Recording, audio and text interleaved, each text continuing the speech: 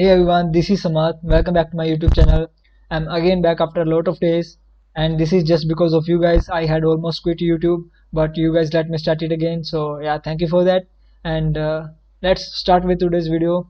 Today we are going to start with the Android part of our Note app. So let's start it.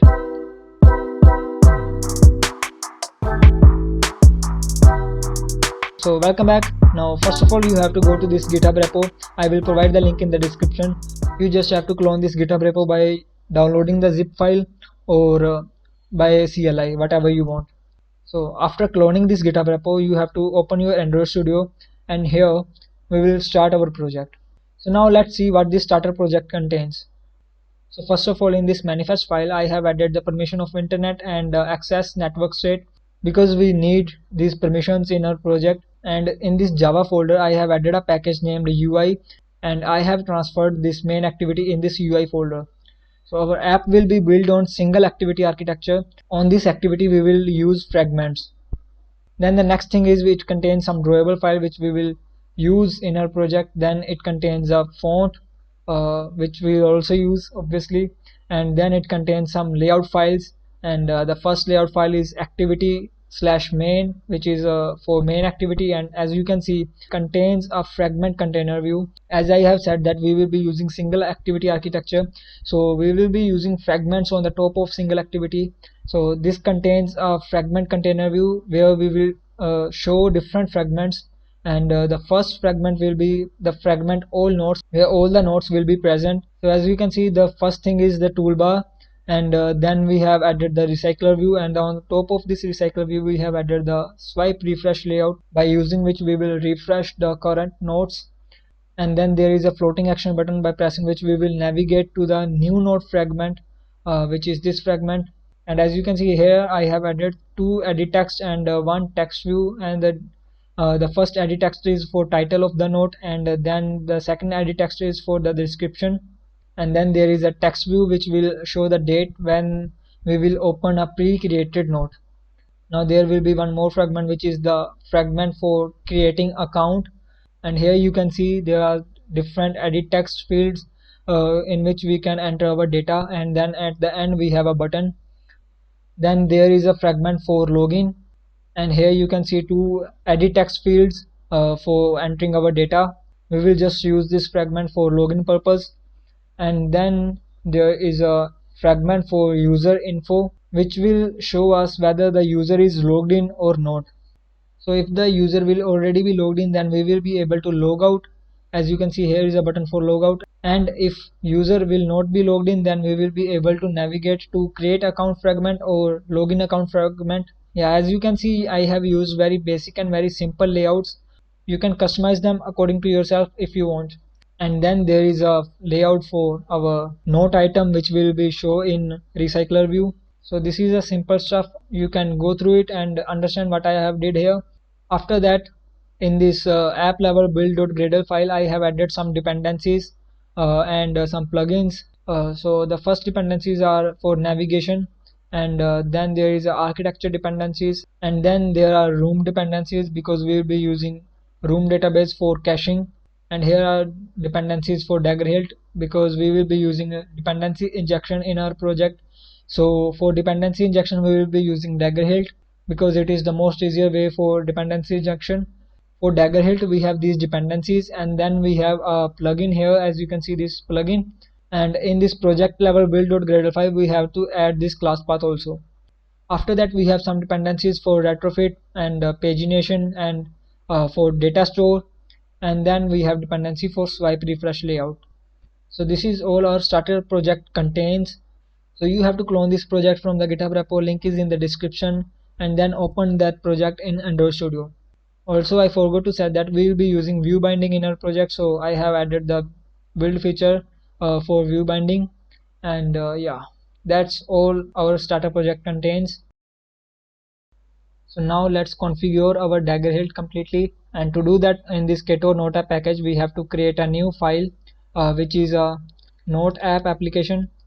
It extends from application class, and here we have to add the annotation, that is Hilt Android app, to let Hilt know that this is our application class.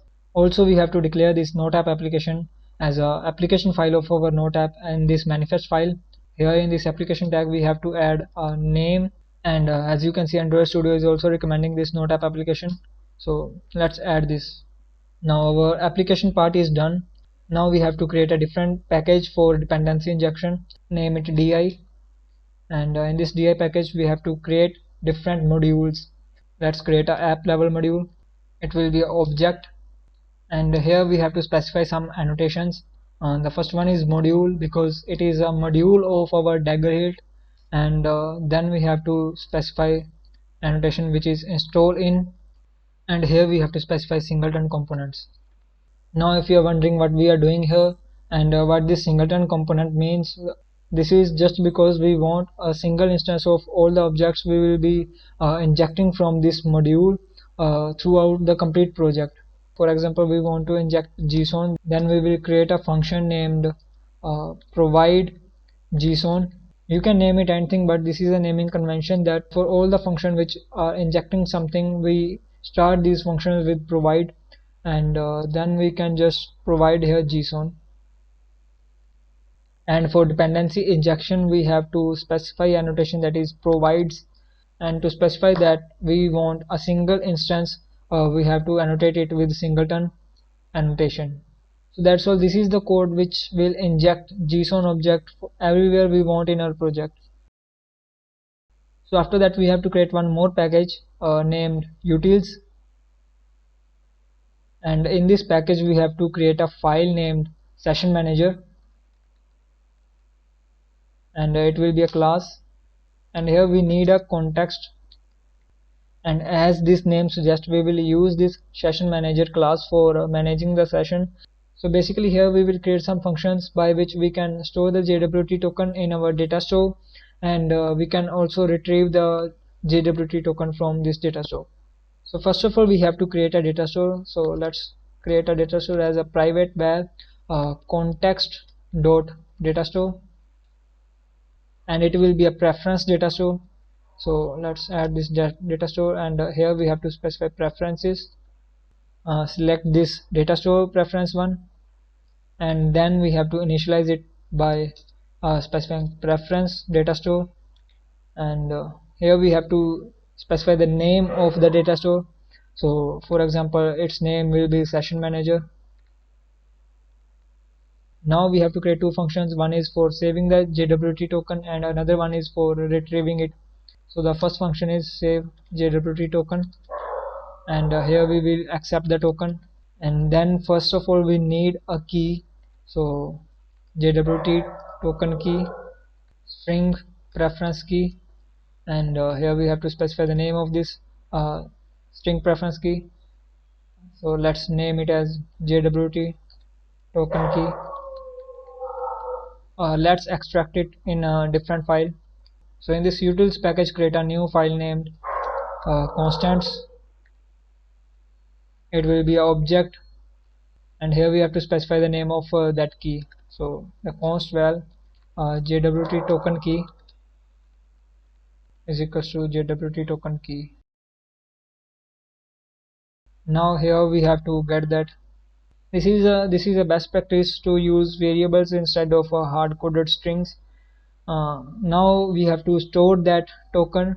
By using this context we have to get this data store which we have created, and then we have to edit this data store, and it will give us an object of mutable preference.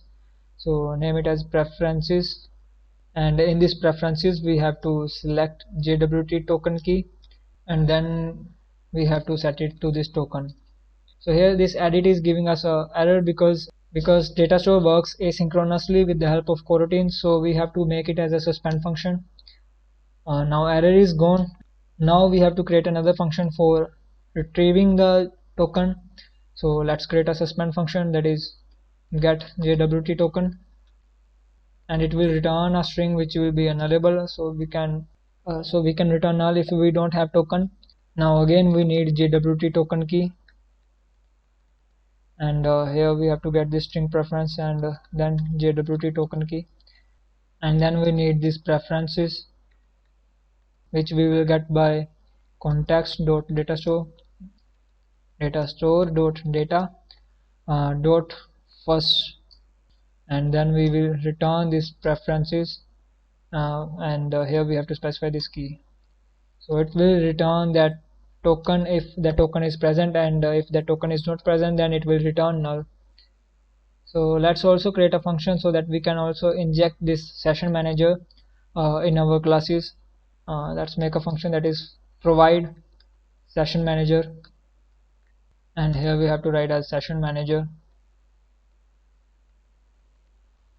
and here we have to specify this context, and to get this context we need application context, and here we have to pass this context, and then again we have to add the provides annotation and then singleton annotation.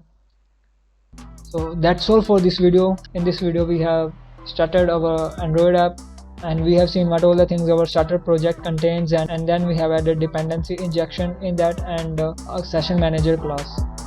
In the next video we will work with retrofit and data stuff. So stay tuned, and thank you for watching this video.